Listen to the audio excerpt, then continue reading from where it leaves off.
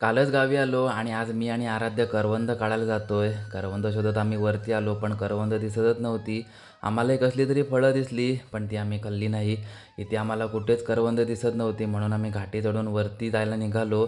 तर वाटेत आम्हाला करवंद दिसली, पण ती कच्ची होती. कच्ची करवंद तर खूप आंबट लागतात.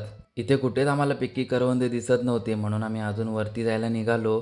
तर इथे बघा माकडांनी पूर्ण आंब्यांची वाट लावलेली आहे. आणि घाटी चढून आम्ही आता वरती आलोय. आय होप इथे तरी आम्हाला पिकी करवंद मिळतील. इथे आम्हाला थोडीशी पिकलेली करवंद दिसली, पण ते अजून पण पूर्णपणे पिकलेली नाही आहेत, म्हणून आम्ही अजून जरा पुढे गेलो आणि फायनली आम्हाला इथे पिकी करवंदे दिसलेत. आम्ही आता ती काढून घेतो. उन्हाळा आला की कोकणात अशी छोटी छोटी काळ्या जांभळ्या रंगाची करवंदे येतात आणि ही चवीला आंबट गोड असतात. करवंद जेवढी चवदार असतात तेवढीच आरोग्यासाठी फायदेशीर पण असतात. आणि करवंदाच्या झाडांना काटे असतात, त्यामुळे त्याचा कुंपण घालण्यासाठी पण उपयोग होतो. तर आता आम्हाला एवढी करवंद मिळालेत आणि सनसेट पण होतोय.